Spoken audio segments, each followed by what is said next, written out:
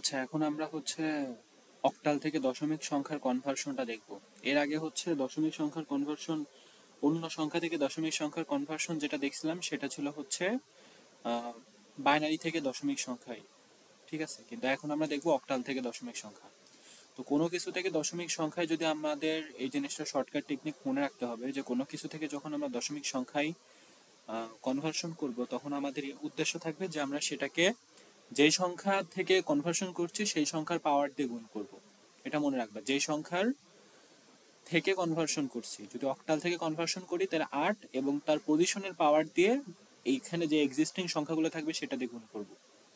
যদি বাইনারি থেকে কনভার্সন করি তাহলে 2 দিয়ে করব। তাহলে এখানে আমরা শুরু করি যে 123.45, ঠিক আছে। তাহলে এখন এখানে হবে কি, এখানে এটার 3 এর পজিশন কত, 3 এর পজিশন হচ্ছে 0, 2 এর পজিশন কত, 2 এর পজিশন হচ্ছে 1, 1 এর পজিশন হচ্ছে 2, এটা আগে বলছিলাম। 4 এর পজিশন হচ্ছে -1, 5 এর পজিশন হচ্ছে -2।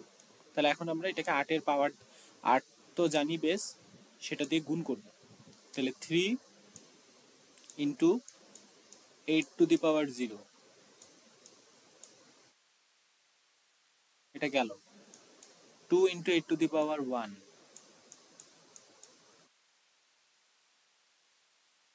Plus 1 into 8 to the power 2।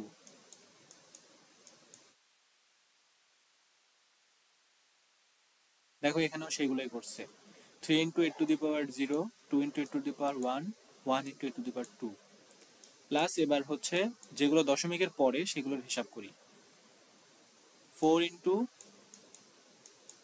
8 to the power -1 plus 5 into 8 to the power -2।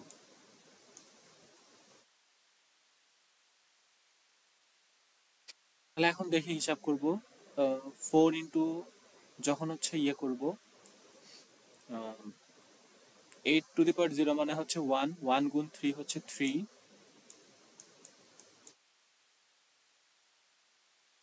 Plus 8 গুণ 2 হচ্ছে 16, প্লাস 64, 64 8 স্কোয়ার ইন্টু 1 মানে হচ্ছে 64,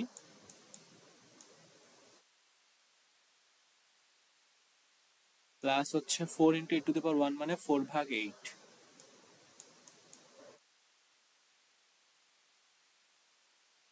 plus 5 into 8 to the power 2 মানে হচ্ছে 5/64। এটাকে ক্যালকুলেটারে যোগ করে নিবা। এই অঙ্কগুলোর ক্ষেত্রে যোগ বিয়োগে কোনো ভুল করলে অ্যান্সার মিলবে না, আর অ্যান্সার না মেলার কারণে কোনো মার্ক পাবা না, এটা আগেই বলে দিচ্ছি। তাহলে বাকি যেটা পাবো সেটা হচ্ছে 83, এটা আমি আর উত্তর না বের করি, এখানে উত্তর দেওয়া আছে 83.578125।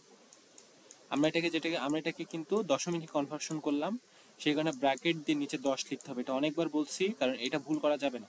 এটা একটা আমাদের হচ্ছে কোন পদ্ধতির সংখ্যা সেটা বোঝানোর একটা টেকনিক, ঠিক আছে। তো এটাই ছিল হচ্ছে অক্টাল থেকে দশমিকের কনভার্সন।